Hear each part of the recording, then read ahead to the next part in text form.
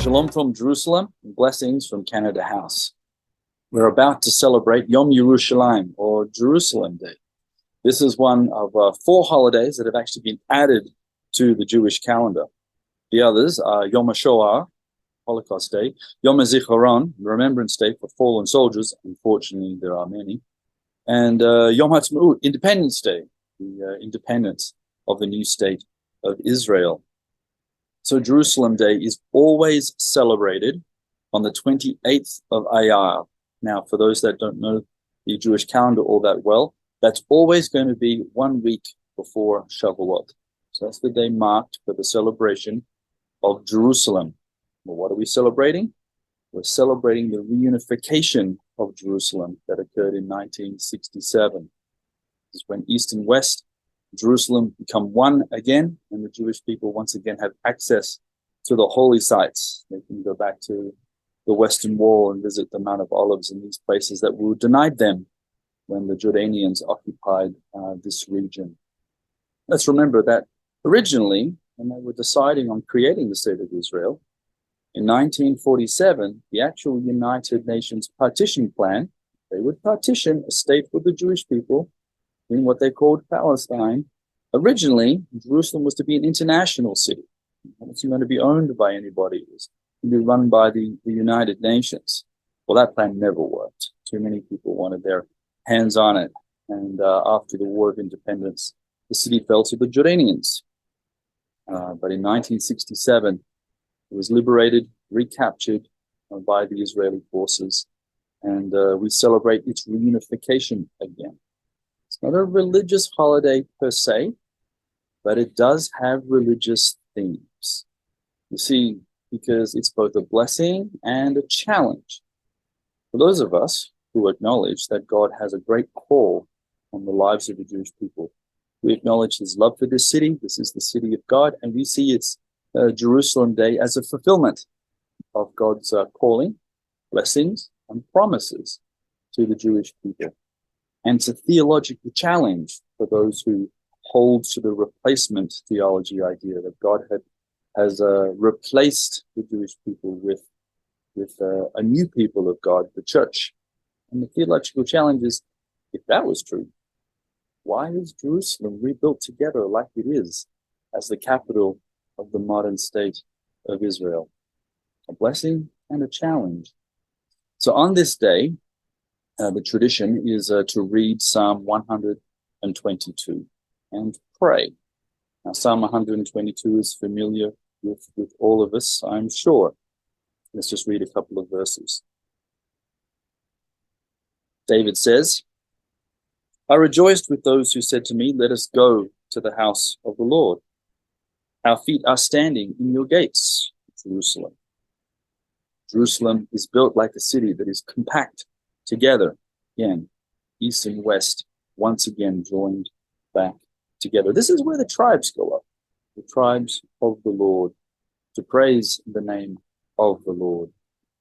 Now, that's a call that we would like to see in modern Israel, which is still largely a secular nation. We're told in the same psalm, pray for the peace of Jerusalem. May those who love you, may they be secure. Peace be within your walls and in your citadels. So how do we pray for the peace of Jerusalem? What does it mean to pray for the peace of Jerusalem? Well, in the Bible and actually in the modern world, honestly, peace is not the absence of war. Too often we think that that's all it is. If we could just get to peace and we could stop fighting, we'd all be okay. Peace is way more than that. The word peace, shalom, a very common word that most people would be very familiar with, comes from the verb leshalem, which actually means to pay. So what does peace have to do with paying anything? And when Yeshua rose from the dead, he came to the room where his disciples were and he said, Shalom, peace be with you. And that word is packed with meaning because it comes from the verb to pay. And shalem means pay. Same word, shalom, shalem, the same word, just change the vowels around. So peace has something to do with payment. Shalem also means whole, that is 100% everything. So when Yeshua said shalom, he's talking about you can have peace. Why? Because it's been paid for. What has been paid for? Everything. And when we pray for the peace of Jerusalem, we're looking for something more than just the absence of fighting.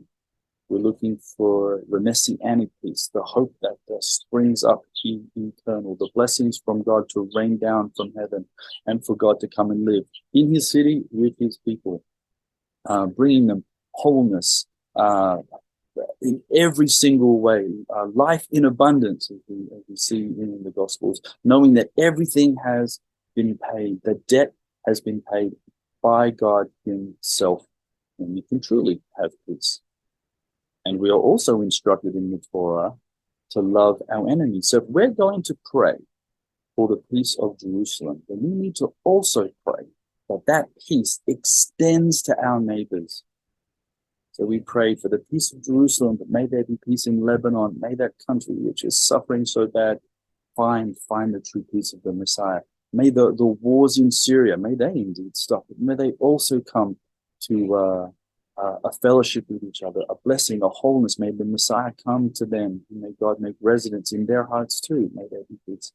May we find peace with our Jordanians and our Egyptian neighbors and all of the Middle East. May that highway that we see in Isaiah 19 indeed come about, and the Egyptians and Syrians can worship together with God. So Jerusalem is a sign, it is a banner, it is a flag to the nations that says that God has not forgotten his people. He is active and involved in this world. He will bring peace and redemption to this region. We have a lot to celebrate.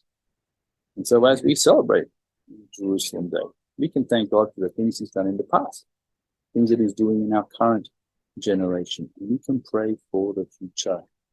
Pray for the future peace of Jerusalem and our wider neighbors.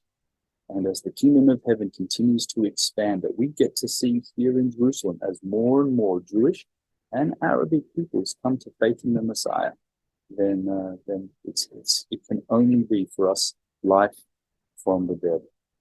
So brothers and sisters, celebrate Jerusalem Day with all you've got and enjoy and pray indeed for the peace of Jerusalem.